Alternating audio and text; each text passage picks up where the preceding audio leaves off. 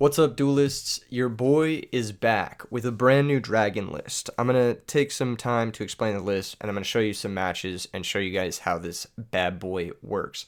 This is personally one of my favorite decks. If you want to play your favorite deck, transition, RBET this weekend. Signups open tomorrow for the online RBET. So if you join the Really Big Yu-Gi-Oh Discord, you can play in it. It's free to play. Super fun. It's going to be double elimination this weekend. We're doing a little bit of a retro structuring just to go back to the way things used to be, back in the good old days, back in the olden times. And also, if you haven't already signed up for Los Angeles and New York, you want to do that. They're filling up really quick. Maryland as well. If you're planning on going to Maryland, definitely want to sign up. Maryland is a little bit higher capacity, so it's a little bit further away from filling up, but Los Angeles is basically almost full, and New York is on the way. So definitely sign up for those if you can. If you want to go to these tournaments, they have insane pricing. Check them out. All right, about this deck. So I've explained this deck a couple times on the channel before. The concept is it's like an aggro deck, kind of plays like Chaos Warriors and Goat, where you just use your really high quality cards like Drago and Red Eyes and Future Fusion to overwhelm the opponent, because every single play you're making is super impactful and very, very high quality.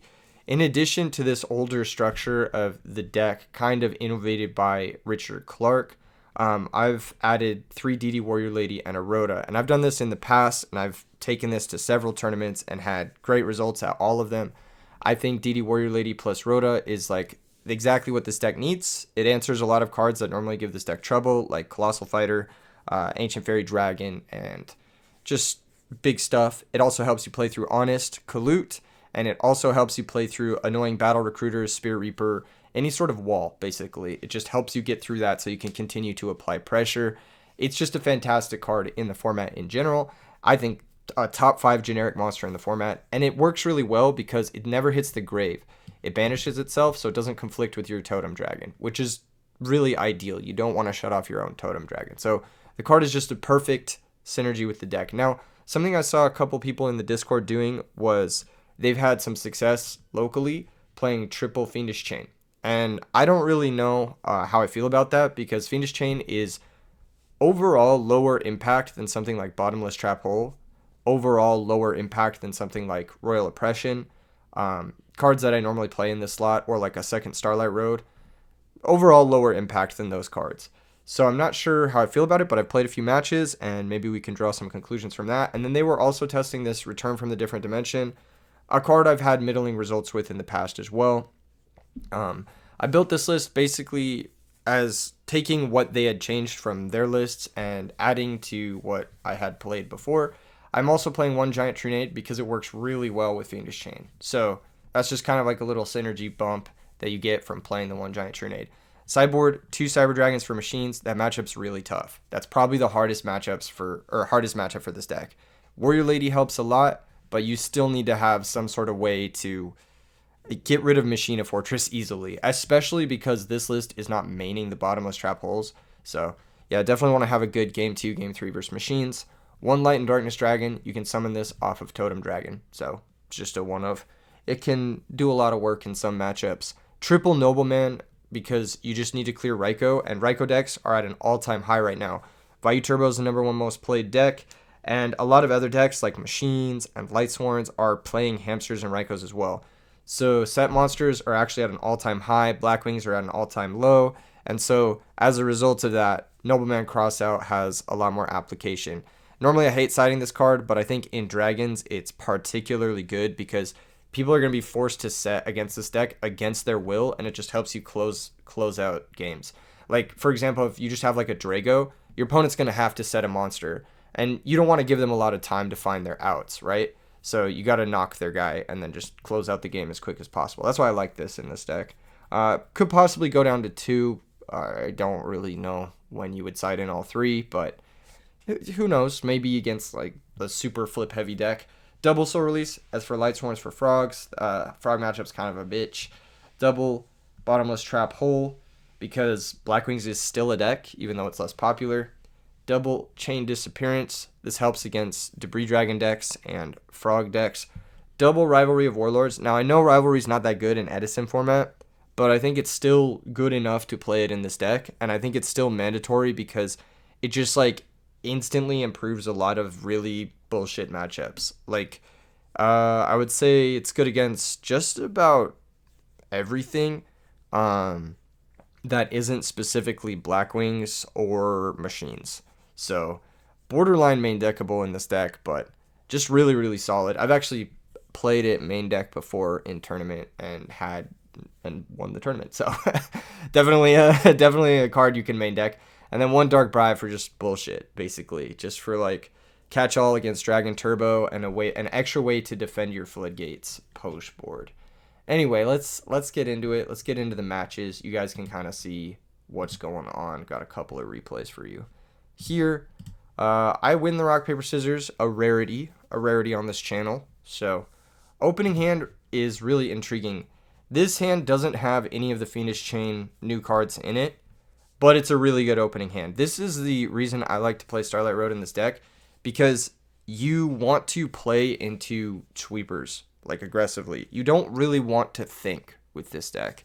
You kind of just want to summon, attack, summon, attack, summon, attack.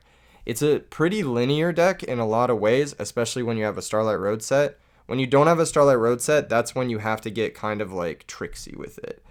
Anyway, Rhoda, search DD Warrior Lady. I'm going to do that now just because I want to get the DD Warrior Lady summoned before my opponent has a chance to set their bottomless trap hole. So I'm going to summon DD Warrior Lady, set 3, and pass. Opponent's going to go with the Charge of the Light Brigade, mill 3 unique Lightsworn names. So already pretty threatening, but we have the God back row of Solemn Starlight, Book of Moon versus Lightsworns. Book stops Lila, Solemn stops Wave, and Starlight stops the Judgment Dragon. So that's like, this is like the God 3. If you could pick 3 back row to have versus Lightsworn, it'd be this or a bottomless instead of Book. Anyway, they search Lila. They're going to summon Lila. I'm going to book it. You already know. For those of you who don't know how this interaction works, yes, they can priority activate Lila, but Lila has to switch to defense position via its effect in order to pop whatever it targets. So because Book of Moon is Chainlink 2 and Book of Moon resolves first, even if they priority call it, they won't pop whatever they target. So it doesn't matter. It's just irrelevant. Either way, Book of Moon's going to prevent this from resolving. Foolish Burial is going to send Wolf, but this is why DD Warrior Lady is so good, because it just trades. It just trades effectively with huge monsters that would normally give you trouble. It makes it so Honest is no longer a problem for us here. Let's see, does he have that Honest? No, he doesn't. His hand's pretty bad, actually. But anyway, he attacks the DD Warrior Lady. We're going to banish. But even if he did have Honest here, it would be a blank, because we've had Book, and we've had Warrior Lady, and we've shut it off. He activates Gold Sark, searches Judgment Dragon, and we draw another Warrior Lady. So a couple of options you could do here is you could go for Warrior Lady, banish the Lila. I think it's just a little bit too passive. You pass the initiative back to the opponent. They're going to get a JD, and it's going to be live in 2 turns. That's unstoppable at this point. They're going to drop to 4 cards, so thinking I can prevent a 4th name from hitting the graveyard when the opponent's going to have 5 draws to get a 4th name in the grave is stupid. I think that is just bad, and it's not worth sacrificing the initiative. We could summon Totem Dragon to attack over Lila, but I don't really like that pressure. So what we're going to do is we're going to summon Red Eyes Wyvern and attack. We could have also summoned DD Warrior Lady and attacked over the Lila and not banished. That would have also been an acceptable play. But I think getting the Wyvern down is good, because next turn if we draw Drago, we want 3,700 points of pressure, and Warrior Lady's not really going to be helping us with that. Anyway, they set a monster pass. We summon the Warrior Lady. Can basically just play like nothing is real, no sweepers are real, Mirror Force, JD, whatever. None of that is real because we have Road. So Road is just perfect. We draw Deep Prison, which is another fantastic draw. I'll just let him keep the Necro Gardener. I think it's worth keeping the DD Warrior Lady around. And then we set the Deep Prison. So now, even if he has Cold Wave, JD, he goes Cold Wave, we Solemn. He goes JD Nuke, we Road. He goes second JD, attack the Stardust, we Deep Prison. So we win through Cold Wave double JD, which is awesome. I'll just say it. It's fucking based. He goes Cold Wave. There's a Solemn. Specials JD. Activates the effect. We have Road. And the opponent concedes, and we go to the next game. So totally fair. The way I sided in this matchup is I brought in the bottomless because they are better than shit like return and mirror force. I don't know if I sided out mirror force, but I definitely sided out return. I might have even sided out call. Yeah, I sided out True Nade and Heavy Storm as well, and I brought in the 2 soul releases. So I left in Typhoon in case he has Decree, because Decree's a bitch. I may have also sided out the Gold Sarks for Nox. I like to do that going second, is side out 2 Gold Sark, bring in 2 Nock, and then just play like a super aggro deck. Yeah, I think it was 2 bottomless, 2 release, 2 Nox, over 2 Gold Sark, Storm, True Nade, and I believe it was return Mirror Force or return call. And that's how we sided. Keep it simple. Keep your Drago count high. That card is the GOAT in this matchup. And as you'll see, we opened 2 of them. So it's going to be a free roll. Like, this card literally just says win any light or dark matchup. I don't understand why people don't play this deck. It's a top 3 deck for me in this format. I legitimately think it's like amongst the best decks, if not the best deck in the format. Arguable. Anyway, Nox gonna banish the Rykos, and like, what are they gonna do? I got 1900 boy, I got defense, and they can't special summon. So like, it's just disgusting. This card is disgusting. It should not be legal. Like, it's actually so broken. The back row's a glorious illusion, but like Omega Lol Drago, like it just shuts off everything. So this turn they're gonna summon Lila. Same shit. We're gonna book it. Just not let him get a chance to honest over our Drago. We draw Dust Shoot, perfect draw. Gonna summon Wyvern, don't need 2 Dragos in play. He didn't stop the first one, so he can't stop it again this turn. Set the Dust Shoot, and that's gonna be perfect for us. Phase reveal the second Drago, saying, good luck, have fun, basically. Now, on this turn, we're able to Dust Shoot, and this is where I think a lot of players would mess up. You see Book of Moon, you see 2 cards he can't play, and you see an Arcus, which is a card he can play. So a lot of people would just take the card that he can play, which is Arcus, right? But if you look at this Arcus actually doesn't do shit. Like, it doesn't do anything. Whereas Celestia actually does something. He can book my Drago, and then let's say his back row is another Glorious Illusion, which I'm assuming it is, or a Call of the Haunted, or something to that nature. Then he can book my Drago, Glorious Illusion, sack for Celestia, mill 4, pop both my cards, and actually just win the game on the spot. So in order to play around the back row being what I read that it is, we take Celestia here, because now he just has an Arcus that does nothing, a Book of Moon that does nothing, 2 Glorious Illusions that do nothing, and a JD. So what he should do here is actually book the Drago, Glorious Illusion out Lila, run over the Drago, normal summon Arcus, end phase mill 7, and then just try to hit a bunch of wolves to stabilize. But he has to do that. You know what I mean? Like, he has to make that play. Whereas the obvious play was to use Celestia after he uses the Glorious Illusion. He doesn't see the line. He sets the Arcus, and he sets 2, and he passes. So instead, we're able to just summon the Drago, attack over the Arcus, and then the opponent concedes because they can't out double Drago, and they have 3 cards that are shut off by Drago. Now, they had to try and get lucky there, and if they didn't get lucky, or even if they did, we had Lightning Vortex plus this follow-up Drago, but this follow-up Drago would have died because we wouldn't have had a dragon to reveal. So I think it was important for him to try to mill 7 and get lucky and hit a wolf or something of that nature, or just hit something, because this card mills 2, Lila mills 3, Arcus mills 2, right? Like, 7 mills to hit a wolf is like, it's pretty good. It's like pretty legit. You get to out one of the Dragos. Now, of course, like on my turn, I can just go summon Drago, attack over Lila, attack over Arcus, and if you didn't hit Necro or Wolf or something of that nature, then you do lose, and you do blow all of your cards to do that. But this is a for sure losing play, because if you're just going to concede to the cards that you know about, the Drago that I've revealed, then why even bother making this play? You know what I'm saying? Anyway, this deck is insane S tier when you draw Drago. That's kind of the point of that one. All right, next match. It's up against Emad. We lose the rock, paper, scissors. Classic. And the opening hand is far less good than our previous ones because we got two of the little dragons. But I still think this hand is pretty solid because if one of the little dragons dies, we can just get it back with red eyes. And we can start getting an aggressive value engine. Like leading on mast, the mast dies. Then we've got exploder into red med into mast. And that's still 4,200 pressure. Like that's still really good. Opponent summons Mizuki. We draw Wyvern. So Wyvern's like the best possible here because it just runs over Mizuki and it trades with like Torrential really well. So we summon an attack, but he's got Deep Prison, so that's a little awkward. This is really awkward if he has Caius, because then he can sack the Mizuki, Caius target the back row. But I figured if I set the back row fast enough, he won't try to Caius it because they might think it's chainable. These are the kind of circumstances in which Fiendish Chain would actually be pretty good. So keeping in mind, Fiendish Chain is pretty good in this circumstance. In the last matchup, I think I much prefer Bottomless Trap Hole, Book of Moon, that type of interaction. I think Fiendish Chain has applications versus Lightsworn, but less so. I think they have a lot more to do with the body still, namely Plague, namely Sack for Celestia, Sack for Graganith, that type of thing. Use it with Honest to defend their life total. They have Arcus to shut off the Fiendish Chains. So while I think they have applications versus Lightsworn, I think they are a little bit worse in that matchup than just having like a clear cut and dry removal spell.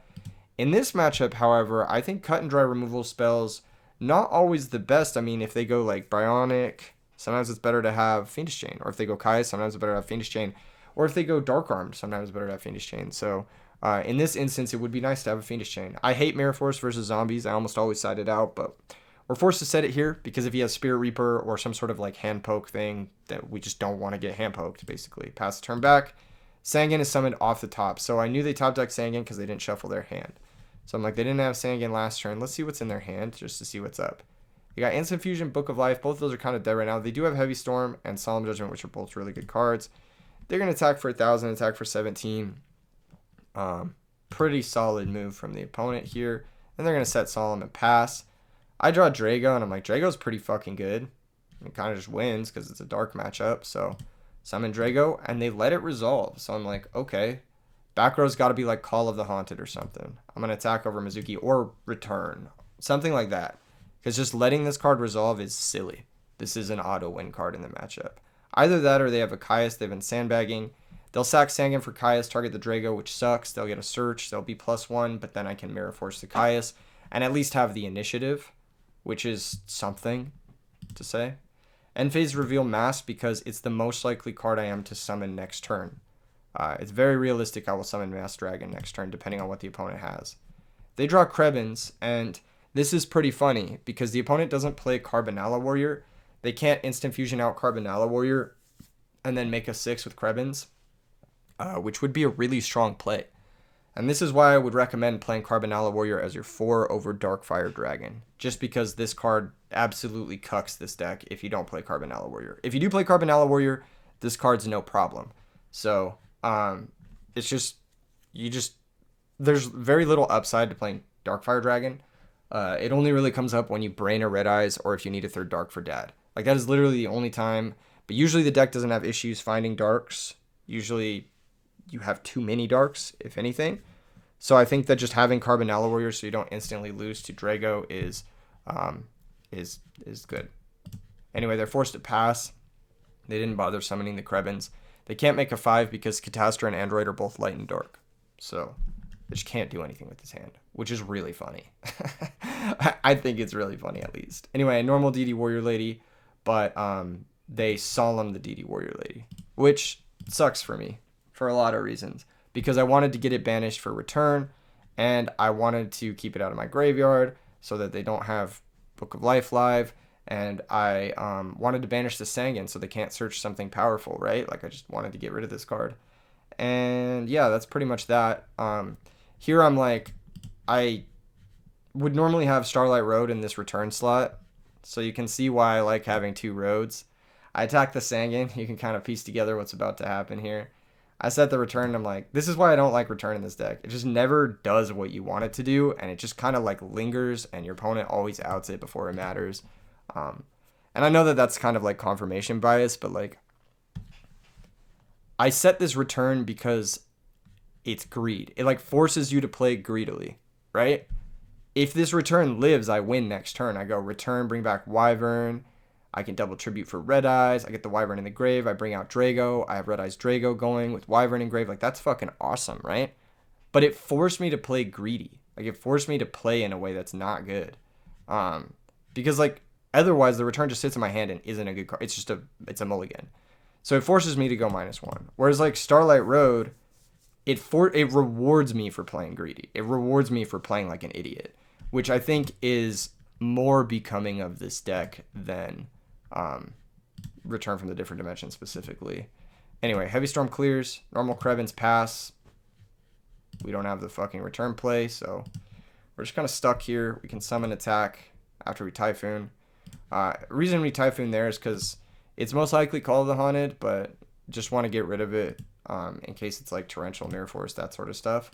Return even. And they can't chain the Call of the Haunted on the Sangan while we still have Drago up. Next turn, we know they have Goblin Zombie, so we know we're losing the Drago, so I'd rather just clear the back row now and not set it and get too cute with like chaining it or whatever. Anyway, we deal 16, possibly able to win this game because they're at 23, so it's possible we can put something together. Anyway, we pass. They normal Goblin Zombie. Their hand is like awkward, right? One Book of Life is live though. So I think what the opponent should do here is they should go Synchro into Bryonic, search Zombie Master, pitch Zombie Master to bounce Drago. Actually, they could search Plague even. Yeah, they could search Plague. Pitch Plague, bounce Drago. And then they have a pretty easy game shot, right? Like, it's a pretty easy game shot with Bryonic here. You go Bryonic, search Zombie Master, what was I going to say? Yeah, or not Zombie Master, Plague, search Plague, pitch Plague, bounce Drago, instant fusion, you know, make another synchro with the Plague. You still have a Book of Life too. You still have another Bryonic bounce. Like, it's pretty easy 5,300.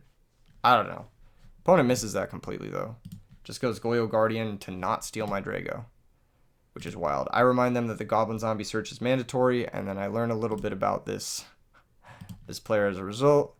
Main phase 2, they do nothing, and we just win because we top deck lethal. So, cool thing about dragons is that when your opponent makes mistakes, they almost always instantly lose because the amount of pressure you're applying constantly is good. And your opponents will make mistakes. Like, nobody plays perfectly. Even the best player you know doesn't play perfectly. That's just facts. The cool thing about dragons is, like, when someone does make a mistake, you immediately punish them for it. You immediately win the game. And that's exactly what happens here. So I'm going to say this game, negative points for return, but positive points for Fiendish Chain. I'm still not a fan of return in this deck. I cited it out in the last matchup, and I will also be citing it out in this matchup. Despite heavy counts of Book of Life and Caius and all that, I'm still going to be citing out return in this matchup because I just think it's too slow. I don't think it really accomplishes much. Even after you return, it's like you just get a big swing, and that just trades 1-for-1 with any sweeper or any defensive card like Spirit Reaper. And it's only good late game, and if you make it to the late game with this deck, you should be winning because you've seen Future Fusion or whatever other power bomb. You get the idea. Return is not, I don't know. It's great. It's a great card, don't get me wrong, but it's not as naturally live in this deck, it forces you to play in kind of a shitty way, in a way that this deck doesn't specifically want to play. But you could totally play it and have success with it. I'm not saying that it's a bad card. It's an insane card. It's probably a like top 5 card in the format. Like, in my opinion, like the top 5 cards of the format, it's like Future Fusion, Heavy Storm, Return from the Different Dimension, maybe like Red Eyes Christia, something like that. But like, Bryonic if you count extra deck cards. But Return is probably in the top 5 cards of the format for me. So it's a really insanely good card, and it will win you games. But I think it's just too high variance when you could just play something like Starlight Road and guarantee paths instead of like gamble on paths. Anyway, White Knight Dragon attacks, and that's just game. So, yeah, we steal game 1 for just out of nowhere. This game, our opening hand's pretty good. We actually have all the sauce, and we even have the turn 1 DD Warrior Lady to banish this guy. And we drew Fiendish Chain, so we're going to be able to see if Fiendish Chain is any good. Summon DD Warrior Lady, banish the dude, set Torrential, pass. So, I like doing this. Guarantee the DD Warrior Lady banish. sometimes these zombie decks, you banish their starter and they can't really get going. Anyway, they just set a card and then a lure. This is really bad sequencing. You should only ever set the card after you allure. Just doesn't make sense. And then they didn't shuffle their hand, so I know Caius was a card that was in their hand. So I know their hand either has like multiple Caiuses or Gores or some shit. I don't know. We draw Drago. I'm going to Typhoon the back row. They think about chaining it, but they don't. Summon the Drago. This plays through everything, so just attack for 19. Literally best card in the deck. Pass the turn because I have Heavy Storm PTSD from last game. Anyway, they go Brain Control. We're going to lose our Drago, which sucks.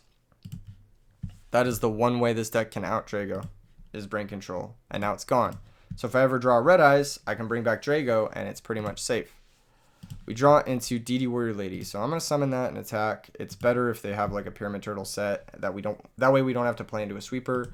They special summon Trigodia, and I set Fiendish Chain. So actually pretty happy with the Fiendish Chain here. It's looking like it's going to get me a lot of mileage versus Trag.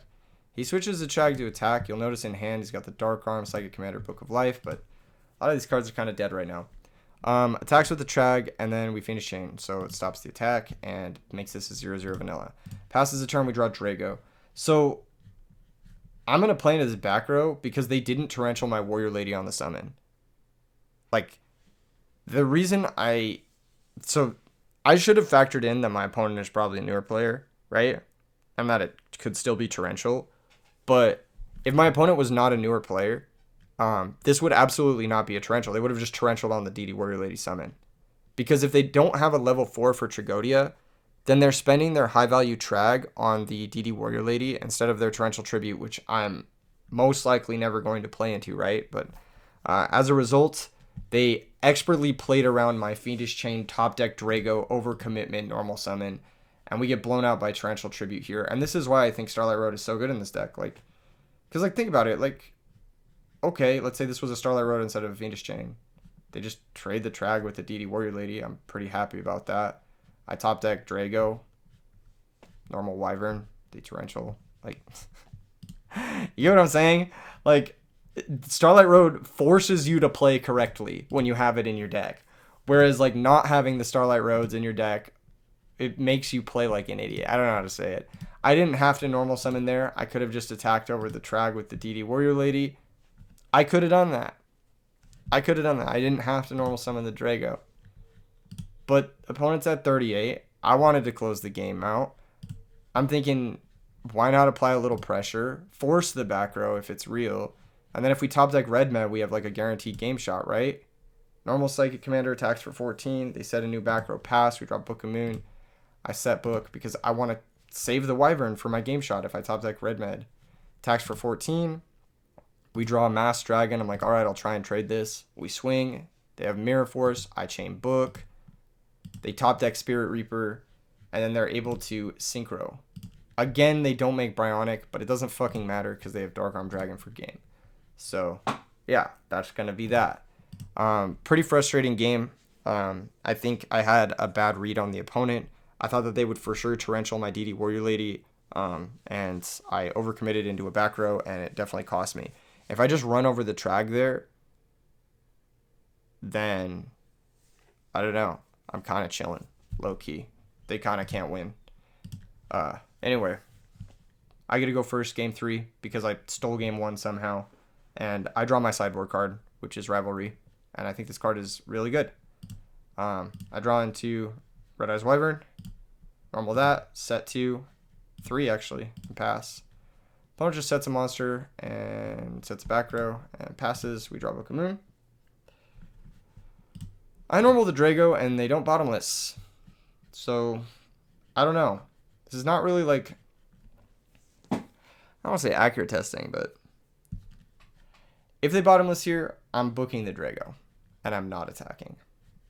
Just food for thought. Anyway, Pyramid Turtle. Gonna go get Zombie Master. I remind them that they cannot. Gets Pyramid Turtle. Set Book. You don't attack the second Pyramid because you don't want him to float into Mizuki, then sack that for Caius. You want to force him to sack Pyramid Turtle for Caius, basically. Pass the turn. They set a monster. We draw Road, so we have the Solemn Road Rivalry. Should be pretty good for us. Attack with the Wyvern. They're going to get a third Pyramid Turtle. And where the fuck were the Pyramid Turtles last game? Again, you don't want to give them a chance to float into Mizuki, so we attack this set monster instead. Set the Starlight Road and pass. Reveal the Red Eyes Darkness Metal. And they're going to draw Typhoon. Just blind Typhoon the bottomless. Shit, alright. There goes the bottomless. There's really no reason for them not to blind Typhoon, but... Alright. Anyway, they brain control the Drago. Book of Moon getting extra value here. Get to book that boy. They normal Plague. They're thinking, they're thonking.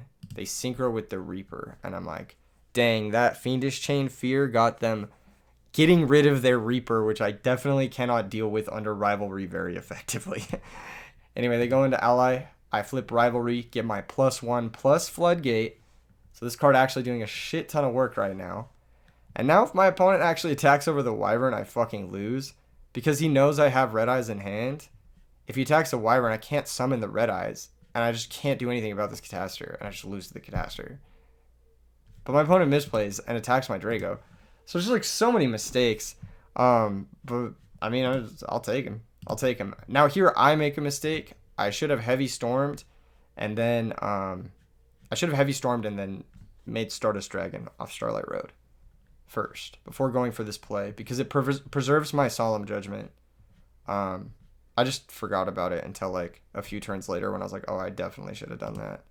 I special the Red Eyes and I Solemn the bottomless and I'm like, damn, this road would have been so much better as a Stardust Dragon and this Heavy Storm would have been so much better as a Stardust Dragon. You know what I mean? So I'm like, now I have to use my Judgment. That's so bad. Drago or Red Eyes brings out Drago, which protects me from running into Track Gores, but Drago's going to die end phase because I don't have a Dragon to reveal. So we connect for 19. Pass the turn back. I definitely... And this is where I realized I should have made the Stardust.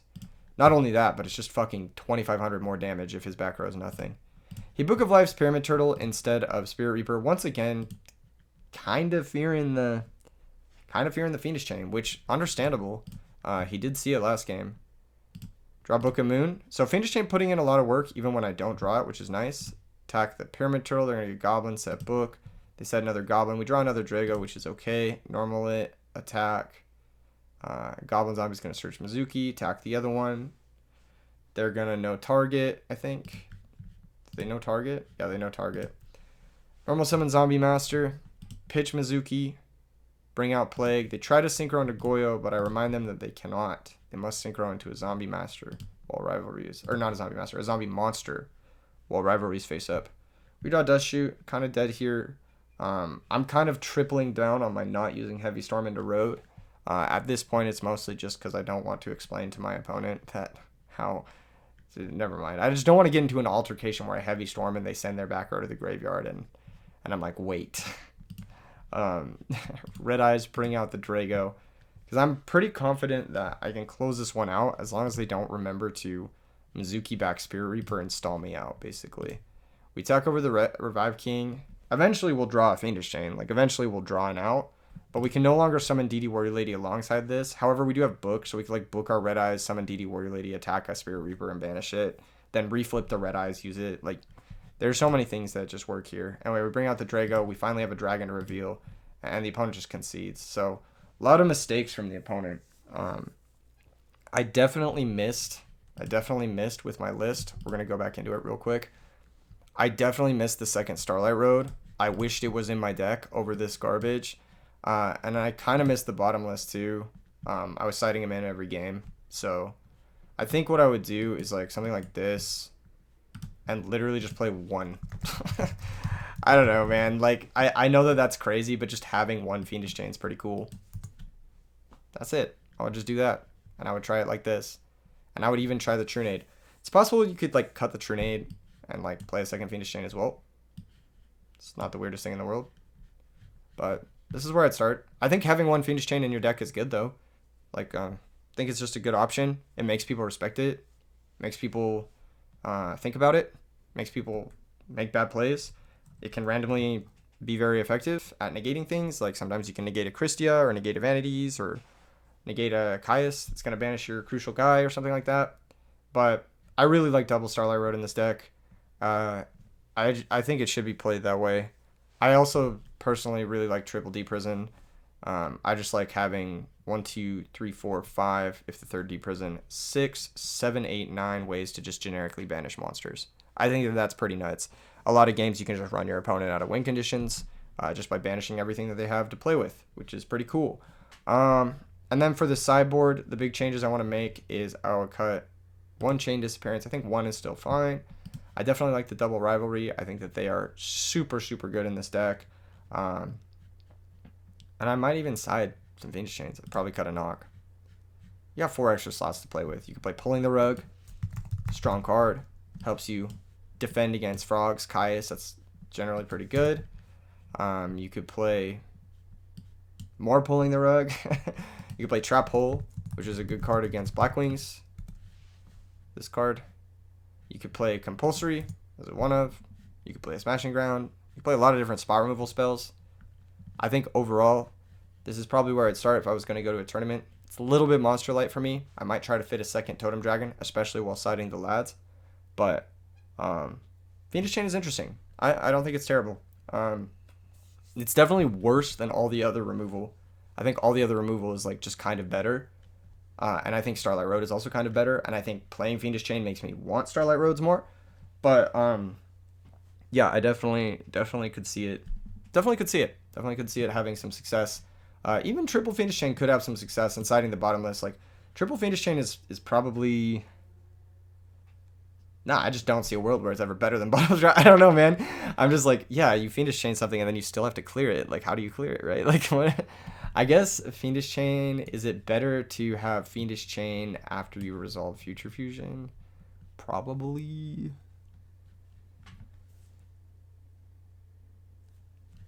I don't know. Now I'm like thinking. Now I'm like cooking in my head. Like, what would I do differently here? This is where I'd start. Anyway, smash like, smash subscribe. See you guys at the RBET live stream this weekend. We're going to be doing a little bit of a tailgate predictions live stream tomorrow. Join me for that. And let me know in the comments if there's anything you want to see me play in the future. Peace.